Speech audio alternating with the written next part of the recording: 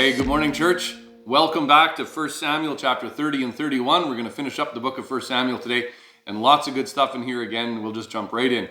So in chapter 30, I want to look at two aspects of how David is a type of Christ. And these are just so encouraging and exciting for me, and I pray that they'll be a blessing for you as well.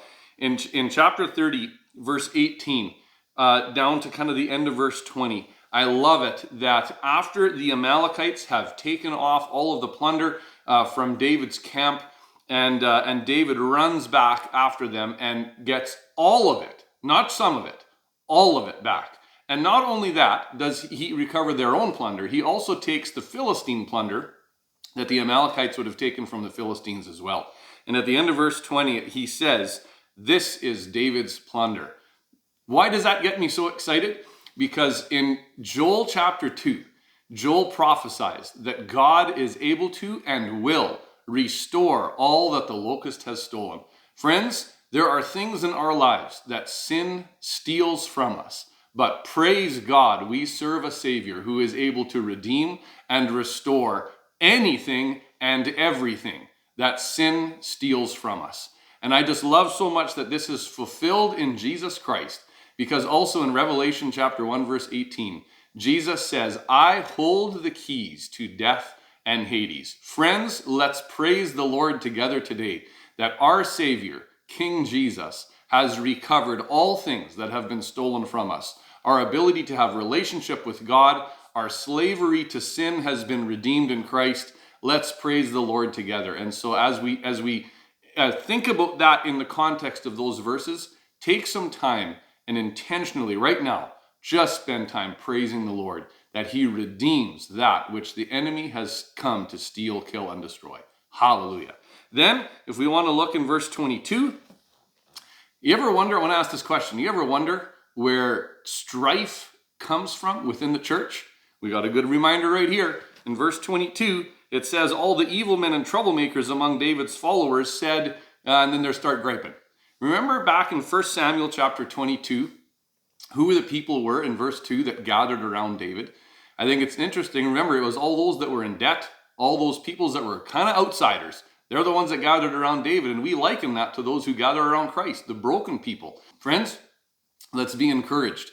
When we are in church and we are tempted to give in to strife, complaining, arguing, quarreling, disputing, all those things, let's take a moment to step back and ask ourselves, Lord, am I the root of this problem, not the next person? And a good question to ask the Lord. Then in verses 23 to 25, I want to look at the second aspect of how David is a type of Christ in this chapter. And it's just wonderful. If you look at verse 23, David is being confronted by these 400 guys who have gone with him to actually do the job of collecting back all the plunder. And the 200 that stayed with the supplies, these 400 say, we'll give them a little bit what was theirs, nothing extra. The extra stuff belongs to us. And David reminds them, no, we are going to share all of this equally. You know what that reminds me of with Christ? I just love it. In Matthew chapter 20, in the parable of the vineyard workers, the workers get hired throughout the day, and it is largely based on their ability. Because we have to remember who would have been hired first, the ones who had the most to offer. And at the end of the chapter, when the least got hired, the master still pays them a full day's wage, even for only 1 hour of work. And friends, that is so encouraging for me, because when I think about that, who did those men hired for 1 hour really need? The master didn't need them. They needed the master. And that's the point. Friends, you and I are all in the same boat when it comes to our abilities, because all of our abilities come from Christ, come from Jesus. And David says we're going to share equally, because he recognized that before the Lord, the victory belonged to him. It had not been earned by them. How can we be encouraged that way? Let's ask the Lord. Lord, first we should thank the Lord before we ask a question. Thank you, Jesus, that all of my abilities come from you, and I want to honor you with all of them. And then ask this question, Lord, who can I pray a blessing on who is serving you together with me in the body of Christ? Pray a blessing on someone like that today. Then in closing, I want to quickly look at 1 Samuel 31, starting at verse 4. Here is the tragic end of Saul as he is about to take his life. And this is the last decision he makes, where he ultimately is still saying, I am in control of my life, not the Lord. And he falls on his sword and dies. Friend, how is that relevant to us today with the growing pressure in our society of things like MAID?